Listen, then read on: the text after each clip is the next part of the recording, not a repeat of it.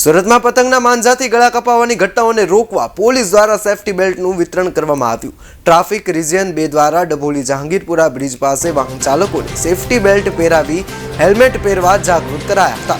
Surat police દ્વારા સુરતના અલગ અલગ વિસ્તારોમાં લોકોને સેફટી બેલ્ટનું વિતરણ કરવામાં આવી રહ્યું છે, ત્યારે મનપા દ્વારા પણ બ્રિજ પર સેફટીની ચકાસણી કરવામાં આવી રહી છે। આગામી ઉત્તરાયણના તહેવારને લઈને સુરત પોલીસની અનોખી મુહિમ સામે આવી છે।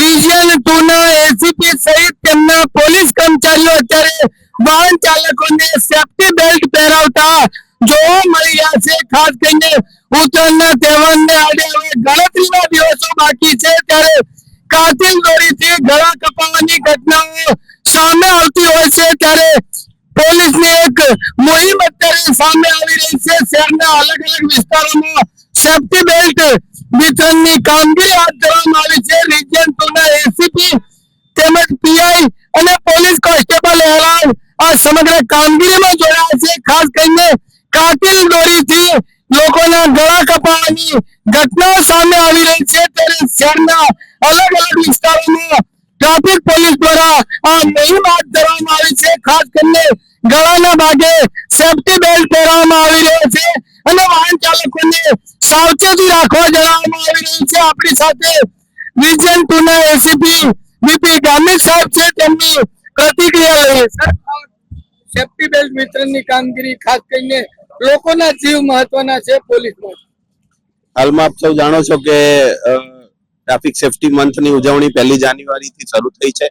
એના ભાગરૂપે અમે અલગ અલગ કાર્યક્રમો તો કરી જ રહ્યા છે, જેમાં ટ્રાફિક અવેરનેસ થી લઈને એન્ફોર્સમેન્ટ, હેલ્મેટ પહેરવું, બીજા નિયમોનું પાલન કરવું, એની સાથે સાથે અમે નજીકના દિવસમાં 14 તારીખે ઉત્તરાયણનો તહેવાર આવી રહ્યો છે, પણ આપ સૌ જાણો છો કે નાગરિકો એડવાન્સમાં પતંગ ચગાવતા હોય છે અને જેના કારણે આ જે દોરી જે હોય છે પતંગની એ ખૂબ જ ઘાતક અને જીવલેણ હોય છે અને કોઈને ગળામાં જો એ લાગી જાય તો માણસનું મૃત્યુ સુધી થઈ જાય એવી ઘટનાઓ આપણે ભૂતકાળમાં જોઈ છે।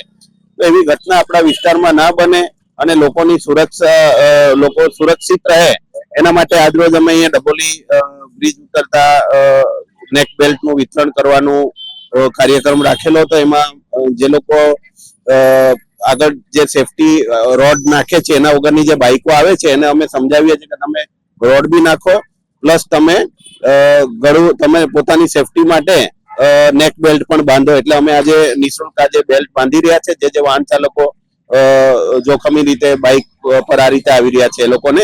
સાથે સાથે અમે હેલ્મેટની પણ ડ્રાઈવની મુહિમ ચલાવી રહ્યા છે, તો અમને એ બાબતે પણ અવેર કરી રહ્યા છે કે તમે હેલ્મેટ અવશ્ય પહેરો પોતાની સુરક્ષા માટે, હેડ ઇન્જરીથી બચવા માટે, અને લોકોને તાકીદ કરી રહ્યા છે કે તમે સ્ટ્રિક્ટલી અમે અમલવારી કરી અને દંડ શરૂ કરીએ તો એના પહેલા તમે વિલિંગલી હેલ્મેટ પહેરવાનું શરૂ કરો તો એક બહુ સારી બાબત રહેશે। કયા કયા વિસ્તારમાં કામગીરી હાથ ધરવામાં આવી? આજે અમે અલગ અલગ વિસ્તારમાં જેમ કે ભાગળ છે, દિલ્હી ગેટ છે, કતારગામ વિસ્તાર છે, એવા અલગ અલગ સ્પોટ આઈડેન્ટિફાઈ કરી ત્યાં અલગ અલગ ટીમો રાખીને આ કાર્યવાહી કરી રહ્યા છે। ત્યારે આપ સીધા દ્રશ્યો જોઈ રહ્યા છો। આગામી ઉત્તરાયણના તહેવારને પૂર્વે સુરત પોલીસની અનોખી મુહિમ સામે આવી રહી છે। ખાસ કરીને લોકોના જીવની પરવા પોલીસને છે। આગામી ઉત્તરાયણના તહેવારમાં કાતિલ દોરીથી ગળા કપાવવાની ઘટનાઓ સામે આવતી હોય છે, ત્યારે પોલીસ અત્યારે વાહન ચાલકોને અટકાવી અને સેફટી બેલ્ટ પહેરાવી રહી છે। સાવચેતીની સૂચનાઓ આપવામાં આવી રહી છે। બ્રિજ સિટી તરીકે જાણીતા એવા સુરત શહેરમાં તમામ બ્રિજો ઉપર ખાસ કરીને તાર બાંધવામાં આવ્યા છે। ગળા કપાવવાની ઘટનાઓને લઈને આગામી ઉત્તરાયણના તહેવારને લઈને આગામી દિવસોમાં પોલીસ કમિશનર દ્વારા ખાસ કરીને આ બ્રિજ બંધ રાખવાનું એક જાહેરનામું બહાર પાડવામાં આવશે, પરંતુ તે પહેલા જ સુરત પોલીસ અત્યારે સતત જોવા મળી રહી છે। વાહન ચાલકોના જીવની પરવા છે। અલગ અલગ વિસ્તારોમાં ટ્રાફિક રિજિયન 2 ના એસીપી વીપી ગામિત તેમજ પીઆઈ, પીએસઆઈ તેમજ એલઆર અને પોલીસ કોન્સ્ટેબલો આ સમગ્ર કામગીરીમાં જોડાયા છે। ડભોલી 4 જે જહાંગીરપુરા વિસ્તારના દ્રશ્યો જોઈ રહ્યા છો, પુલ તરફથી આવતા તમામ વાહનોને ખાસ કરીને રોકવામાં આવી રહ્યા છે અને આવા વાહન ચાલકોને સેફટી બેલ્ટ પહેરવામાં આવી રહ્યા છે અને તેમને સાવચેતી રાખવા સૂચના આપવામાં આવી રહી છે। Baldev Desai, Bharat time news, Surat.